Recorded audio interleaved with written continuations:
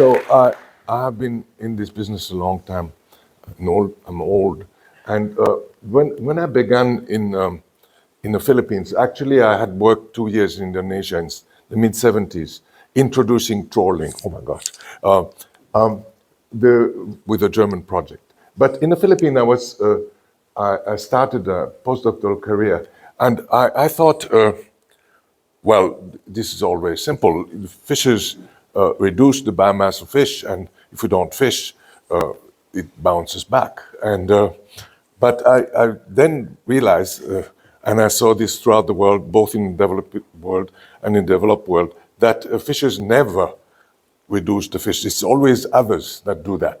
This climate change, this is the orcas, this is the Spaniards, this is the French. It's always somebody else. They never are responsible for the fisheries that they diminish and which require protection. In fact, you can assimilate the behavior of the conservation group, for example, you guys, as preventing them from committing suicide because they do not naturally. Fisheries destroy themselves if they are not regulated. No, and therefore, fisheries must be protected from themselves. And the first person that I want to present here is Angel Alcala. I was a friend of his. He was an herpetologist, and in the Philippines, in the early 70s, mid-70s, he protected in several little islands 1/4 of the reef, and the other 3/4 were left to be fished. Now, you must realize that in the 70s, the Philippines were already overfished. The reef and everything, it was already overfished. And within a year and 2 and 3, the catch increased tremendously, so much that when he published it, he was subtly accused of cheating. American, for example, had never seen reefs like that from researchers from the US. They had never seen catches increasing and absolute value so high. And so he was subtly accused of having cheated. That was then reproduced, and he had a partner, Russ from Australia. They worked with him many years, and he became quite famous in Asia because he was an example for everybody. He was also the only Filipino intellectual who was into family planning and contraception. You see this is Baron Tagalog. This is the Spaniard. They forced the Filipino to have transparent clothing so they could see the knives that people have, Caesar and Brutus and stuff. So the Baron Tagalog are transparent. Anyway, another pioneer in MPA is Julia Platt, who was restored into fame in a book by Palumbi and his co-author, who showed that her insistence on creating an MPA in the middle of Monterey Bay at the time when it was a cesspool this MPA became the place from which the Monterey Bay regenerated after the sardine fishery collapsed, and it was cleaned up, and the kelp grew, and now the Monterey Bay is a multi-use place that attracts millions of tourists. Visit the Monterey Bay Aquarium, it was foreseen to have 100 to 200,000 people visiting a year, and they had 6 million visiting a year, and the whole place was renewed. But Julia Platt had a lot to do with that. Another pioneer of MPA, obviously, is Bill Ballantyne, but Mark knows him much better than I do. I know of him only at the end of his life, and Mark knows that in New Zealand, the resistance to setting up an MPA that people could visit, where they could see some kelp and stuff, it was incredible. And you will ask him about how he fought this and how now this is an exemplar of for the world. Incidentally, I forgot to mention about Angel Alcala, the most important point. Let's get back to it. Angel Alcala did not mention biodiversity ever. He mentioned that catch would be increased. And this is the reason why in the Philippines, MPA became very popular. And a law was passed in the Philippine Congress that allows every mayor of a coastal municipality, they talk in the Philippines about municipal fisheries. Every mayor can declare an MPA.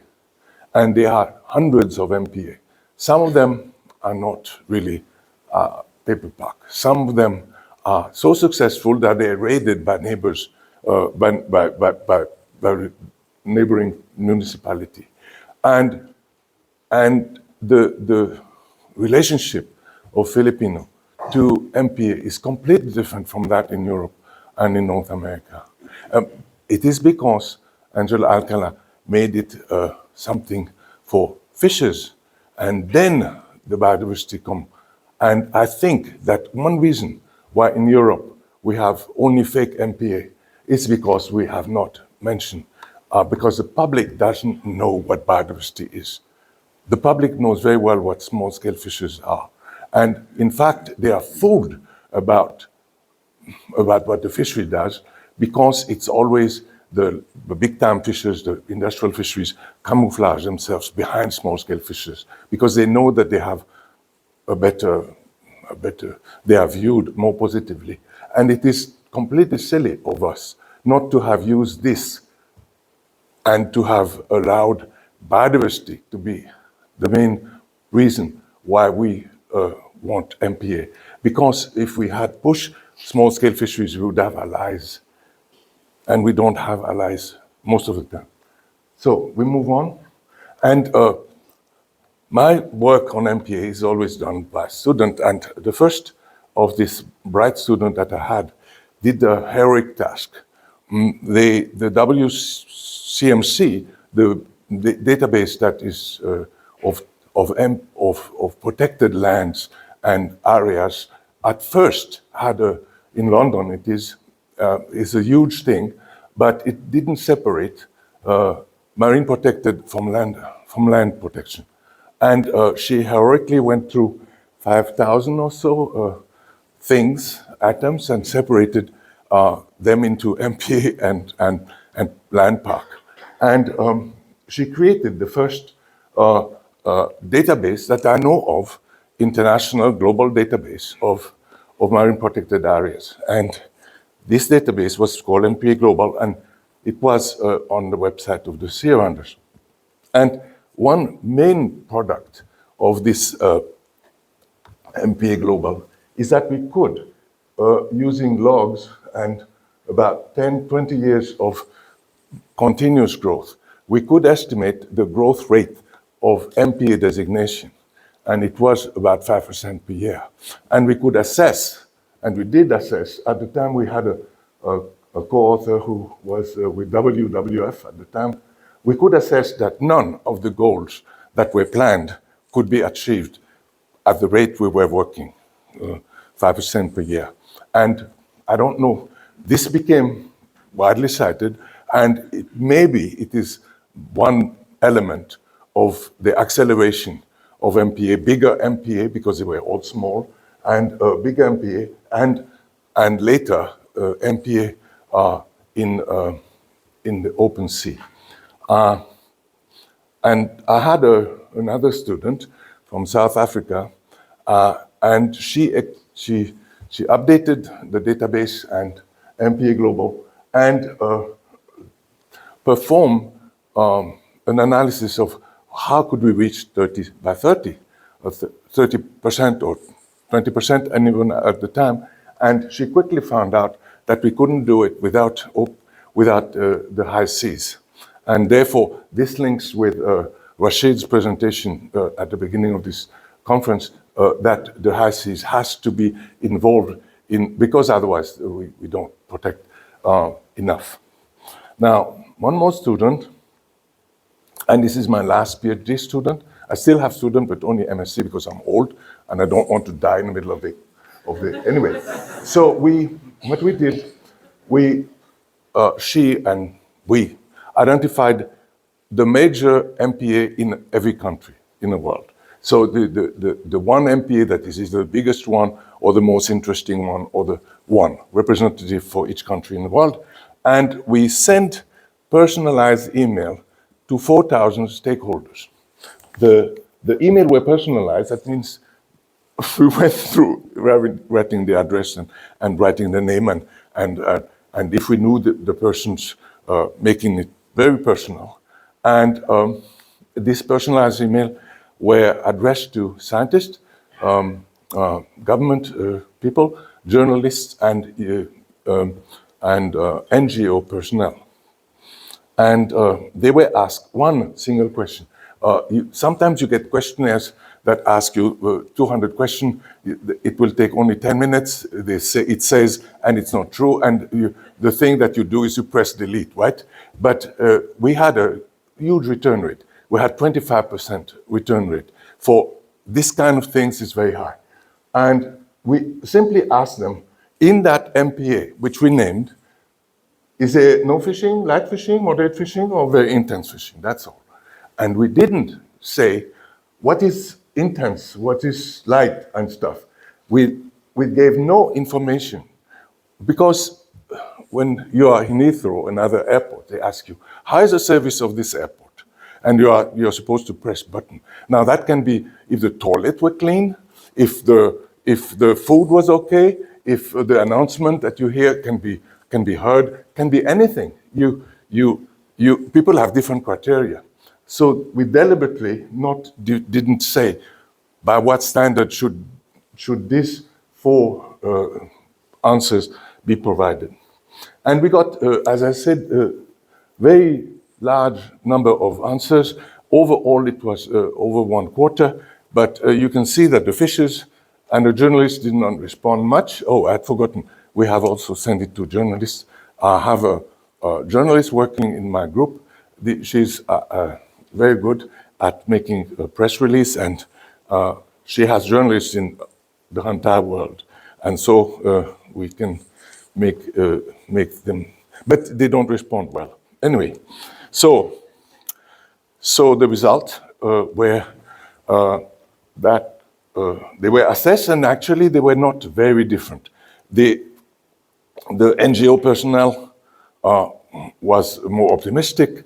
The pessimistic, and the government officials were more optimistic. That was to be expected, but there was a good answers overall, and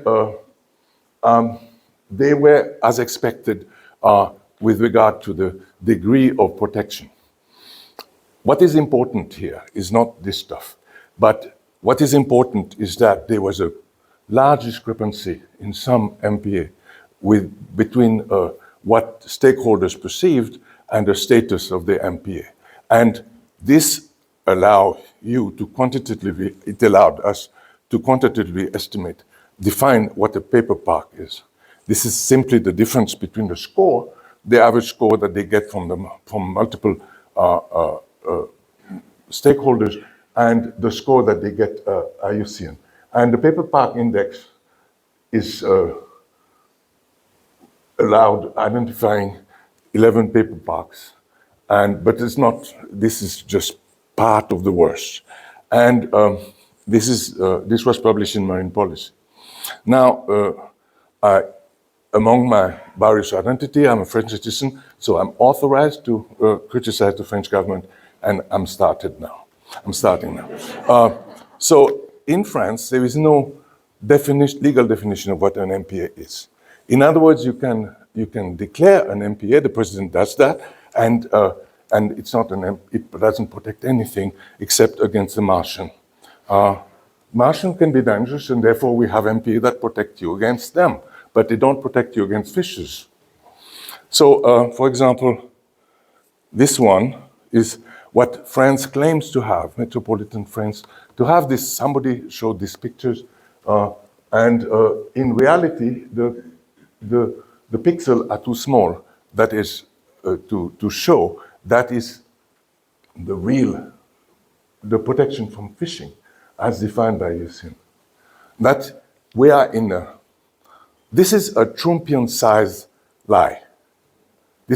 We're in a Trumpian world where protection is promised and is not given. Another that shows deviousness actually is the definition of MPA in that area. In here, you have the French territory of Kerguelen on the left, and this is unread are the zones where the Global Fishing Watch shows that they fish, and it's on the right side is where the MPA was declared, and the MPA doesn't touch anything where the vessels are. This is a lie. This is not unfortunate. This is a lie, and it's a deliberate lie. Now, here's an even bigger lie. In connection with reaching 10%, the French government was under pressure to declare something, to look good. So the entire 1.4 million square kilometer, the entire EEZ of New Caledonia, which is a French territory, neo-colonial, but was declared an MPA. It got a management. It's a Parc Naturel de la Mer de Corail. It got a management group, and the management group had a scientific group. And a scientific committee was created, and I was one of members. They're very official, but they're from the government, invited, and in Bodø, they're wonderful. And we had no job. The management committee was not asking us to do anything, really, and we could not initiate anything. So we learned from the newspaper that they started new fisheries for this, for that, in deep water fishery. In an MPA. Actually, New Caledonia had a few protection for coral reef and stuff, little ones. But now it's the entire MPA. Incidentally, I was in Nice, in the UNOC 6, it was declared that French Polynesia is going to be also a big MPA. The entire thing that will enable France probably to reach toward, with no, the legislation is going to be empty. And this, I remember being in this committee, we had the tuna fishing fleet of that country was fishing in about half of this EEZ. And we asked, could you not freeze actually the footprint of the tuna industry within the MPA? No, we cannot. They will expand to cover the whole thing. So we cannot even freeze the fishery, the footprint of the fishery in an MPA. Yeah. I resigned, and we all resigned, and then the government said we will be good. We were reconstituted, and we will do things and stuff. And I resigned again because it's hopeless. They don't do anything. So I was invited in May to spend a month at the Paris Institute of Advanced Studies. I didn't know it existed actually. So I was invited for a month there, and I did a paper on how the distant water fleet from Europe and Russia and now China have destroyed the livelihood of thousands of Senegalese who then die on boats trying to get to Europe. And that it was just published in a proceeding of this Paris Institute of Advanced Studies. You can write it and get it. But because in France there was lots of excitement because of UNOC 6 that was going to be hosted by France, I got lots of press interviews. And I used this press interview to announce that Macron, our president, would not be able to do anything but lie at UNOC. And I mentioned him by name in various interviews. You can see that's some of them. Some of them. Then I left for Malaysia because my earlier job in the Philippines has turned into World Fish, and they celebrate 50 years, and I was invited to give a speech, and I was not at UNOC. But I was at UNOC through this. So you have, as a result of this constant interviews and personal kind of challenges, the journalists around the table, here's the president, was asked, this fellow that you see on the screen and back, said that we don't have protection in France. What are you going to do about it? And he said, oh, he's right. We will have protection. But now you could think that he can hold it and shut up. And he said, though, but you have to have coquille Saint-Jacques. You have to be able to eat clams, and therefore we need trawling. So no way was he going to ever say something against trawling, because in France, they run the government. And the fishing organization has both the big one and the small one in the same organization. So you can never do anything. And the first job that needs to be done is actually to separate the two, to help towards separation of the two. And Bloom Association is going to try to do that. And because you cannot play one against the other, as Oceana does in Peru, in Belize, and other places. The only allies that you guys have, that we have, is actually small-scale fishers. The only ally in society. Because that's the only one that will fight against big-time trawlers. And it's in France, for example, the trawling is in big-time trawlers. They trawl in marine protected areas. And the only one that can affected by this materially is small-scale fishers who are pushed out of the marine protected areas where they cannot fish either. And so, because there's no more fish, because the big guys are in there with their trawlers. So we have to team up with the small-scale fishers, and then he will not be able to tell such lie. And when he was telling us about the coquille Saint-Jacques, you could see that he had been briefed by the trawl industry, because he's an economist, he doesn't know anything about the sea. So he has been briefed to say certain things. And he tried to make this compatible with what the journalists confronted him, and therefore he had to speak from the two sides of his mouth. And so we are lucky enough, not like in the US, to live still in democracies. Let's speak up, because if we don't speak up,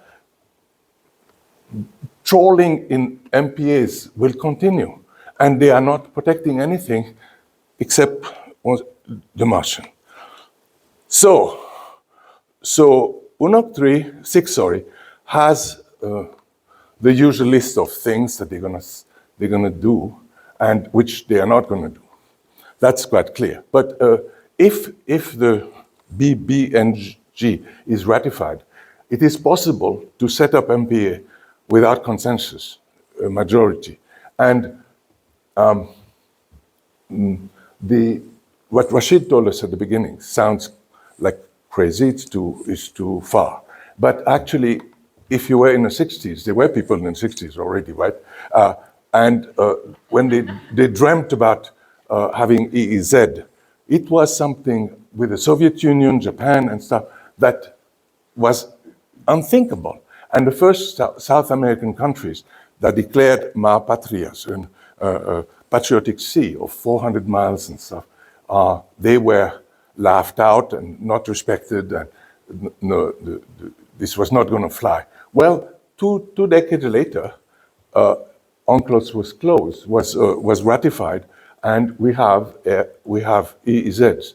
And I'm sure that something like what Rashid proposed, which is completely original and can be implemented now because the UN, what is it? We're all countries together. They can actually decide things, and they have decided some things. For example, the ban of drift nets. This is the General Assembly. It is has decided that, and I can see the General Assembly having a majority for establishing something like what Rashid proposed the first day. So this doing things in the high seas is now possible, and perhaps that's the only thing that came out of UNOC 6 that counts, because everything else was just statement. And at the end, I would like to say that it's very good to have a hardworking student, because then we can be their co-author and then get lots of citation.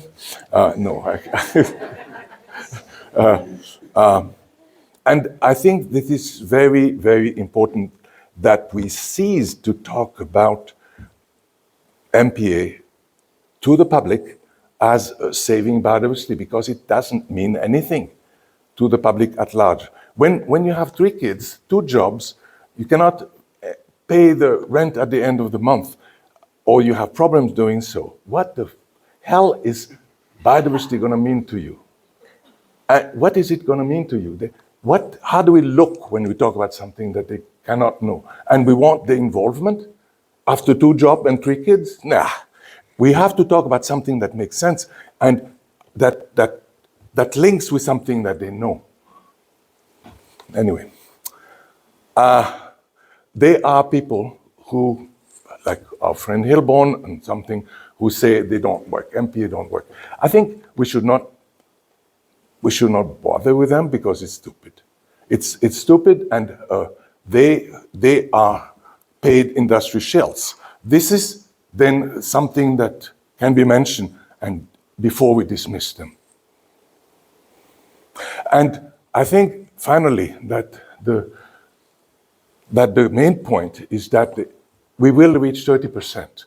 We may reach 30%, but it's going to be the result of declaring lots of fake MPA. That is how we're going to reach it. And we should argue against that. People trying to gaslight, this is a nice word.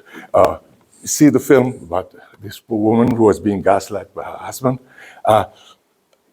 We should protest, at least in our democracies, against lies that are told to us, like Macron did. Actually, the US can do that, but we should not do it. Have a government that lies openly to us. And with marine protected area, with his tolling, they lie to us. And we must call it what it is. There is no moving around. We must call it a lie, and we must have them justify themselves in public for the lies. I think that's what we have to do. Thank you very much.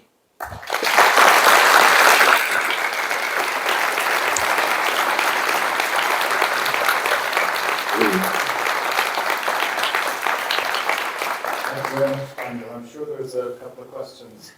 Evan Mullen from the Norwegian perspective. Yeah, the Norwegians would never lie. Yes. Thank you so much, Professor Pauly, for Professor Pauly, Daniel. For making the coming to Norway, and you were also here for the Pew meeting a couple of years ago, and you appear here and you keep renewing your perspectives through both your work and your students' work, and all of us. We are inspired by your lifetime achievements, and everything you said here is stimulating to all of us working in this field.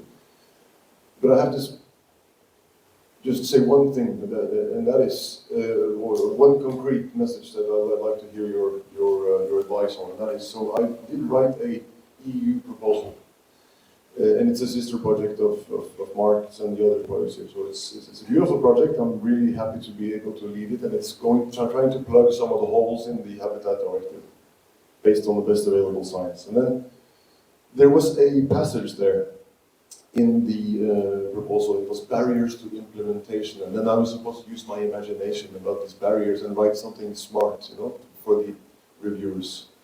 And I thought about this for a while, and then I thought, I actually think the barriers are mostly the cultural barriers inside our institutions, because so many of us and so many of our seniors, they are used to working in a certain modus operandi. And all of a sudden we have this new paradigm, and we've all seen how complicated it is as compared to giving advice, giving 269,000 tons, for instance, that's the answer, right? But now we're going to do prioritization, we're going to do stakeholder involvement, we're going to do all these things, we have to build literacy amongst the stakeholders. And so that lag, I actually think that lag that you graphed kind of reflects the institutional lag. Yes, it is so. So you get my point. Yeah, I get your point. Actually, I'm culturally French. We believe in rationality, with enlightenment, and over the years, I became familiar with First Nation thinking in Canada, and in the Philippines. This is a culture that, even though the Spaniards were there for 500 years, there is remnant of this culture that is common with the people in the Pacific, that link with the sea far more and far better. And there are lots of cultures where you protect nature, where you protect nature, and in Europe we don't. We exploit it.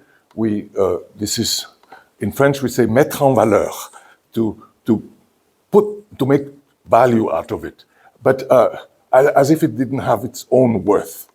It's amazing, isn't it, the concept of mettre en valeur? And there are lots of people who can absorb the idea of protecting the environment better than us in Europe. And we have to learn it culturally. And perhaps young folks will learn this, because now we love nature much more than perhaps before. For example, the whaling. Sorry, the Norwegian here, you don't have to hear that, but there was a cultural transition in the West about whaling. They were before a big blob of meat and fat, and now they are beautiful animals. We don't kill them.